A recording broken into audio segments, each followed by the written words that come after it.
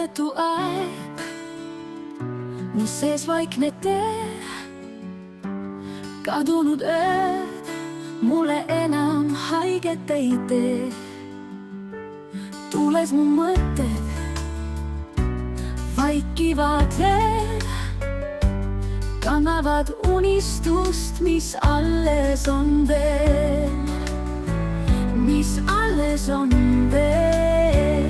Uus hommik mind ootab, uus algav päev. Ma sulen silmad ja tunnen, et jään. Lootus ja unistused tasa mind viivad, kõik uus on ees. Matilda ärasaatmisest oli möödas juba mitu nädalat.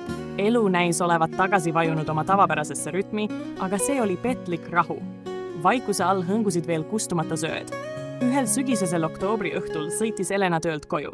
Taevas rippus madalal, tee oli märk ja libe. Pimedus surus akendele lähemale iga kilomeetriga. Ja siis kõik muutus ühe hetkele jooksnud kassi. Jalg vajus pidurile, midagi ei juhtunud. Ei, sosistas Elena haarates roolist tugevamini. Auto ei aeglustunud, ta püüdis loomast mööda põigata, aga kaotas haarduvuse. Järgmine hetk oli vaikus. Samas ootas Agne. Elena maja oli vaikne.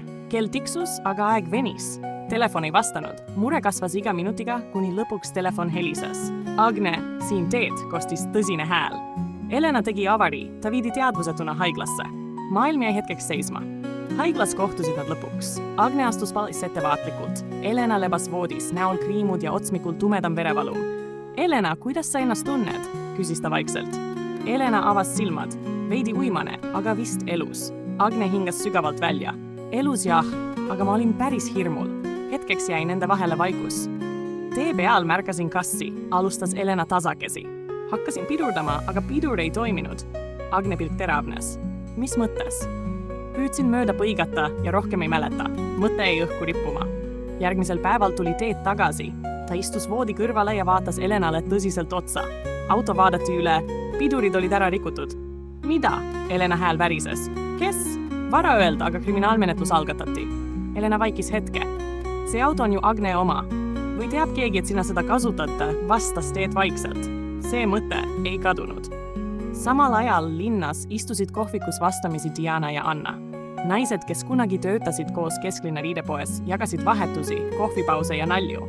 Aga see aeg oli möödas. Vestlus algas rahulikult, peaaegu ettevaatlikult, kuni muutus järk-järgult teravamaks. Mul oleks vaja enda tütarkoju tagasi saada, ütles Diana. Anna vaatas teda pikalt. Ja kuidas sa seda ette kujutad? Diana segas kohvi aeglaselt, pilku tõstmata. Esimesed sammud selles suunas on tehtud juba. Anna pilk muutus tõsiseks. Diana, mida sa mõtled? Diana tõstis pilgu ja naeratas kergelt, aga silmad ei naernud. Ma ütlen vaid nii palju, lisas ta rahulikult, et Teed kahetseb seda, et ta tütrele maja üüris. Vaikus vajus lauale nagu raskus. Anna ei küsinud enam midagi. Ta sai aru, piisavalt. Päev viis Agne metsa. Lehed kõrbisesid jalge all ja õhk oli jahe. See oli jalutuskäik, kus sammud viisid mõtete sisse, mitte sihtpunkti. Seal kohtas ta Cecilit ja Oskarit. Hobused liigusid rahulikus tempos, justkui poleks maailmas midagi kiiret ega keerulist. Elena on haiglas, ütles Agne. Cecili ilme muutus hetkega. Mis mõttes haiglas? Oskar jäi vaiksemaks. Agne rääkis lühidalt, hoides hääle rahulikuna. Aga rahu ei olnud. Hiljem seisis ta Matilda vana maja ees. Vaikne, tühi, aga mitte unustatud. Seal hakkasid mõtted selgi ninda. Minevik, seosed ja küsimus, mis ei andnud rahu, näeb, mis saab edasi. Ta helistas Aapole. Vastuseid tuli, aga kindlust mitte. Õhtu tõi Agne tagasi Elena majja. Üksi. Järgmisel hommikul täitus köök kohvilõhna ja vaikse tegutsemisega. Ta otsustas küpsetada õunakoogi. Midagi lihtsat, midagi head. Kui kook ahjus küpses, kostis uksele koputus. Cecil, oi mis head lõhnad. Mõtlesin, et küpsetan õunakoogi. Elena tuleb täna koju, vastas Agne. Ma võin valvata. Agne muigas kergelt. Vaata, et sa ära ei kõrveta. Ma ei ole enam viimasel ajal midagi ära kõrvetanud, vastas Cecil enesekindlalt. No hea küll, riskime siis. Haiglas läks kõik kiiresti. Elena oli väsinud, aga rõõmus. Tagasitee möödus vaikuses.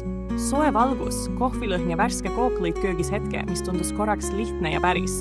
Oo, Elenake, oledki tagasi kodus, hüüdis Cecil rõõmsalt. Elena vaatas ringi, hingas sügavalt sisse. Oi kui armas, nii head lõhnad ja nii isu äratav kook. Ja Ja siis tuli see ootamatu, aga täiesti omane. Cecil vaatas talle otsa kerge muigega. Ei noh, mis meie? Sina oled see, kes ehmatada oskab. Eelmine aasta käisid Taanis, sellel aastal kraavis kuhu järgmiseks. Agne raputas pead. Cecil ja tema naljad. Elena ei saanud jätta muigamata. Aga kui ta hiljem üles läks ja nägi voodi kohal väikest üllatust, siis jäi ta uksele seisma. Midagi temas peatus. Ja samal ajal liikus kusagil taustal edasi midagi muud. Need samad küsimused, need samad varjud. See lugu ei olnud läbi. Jätkub.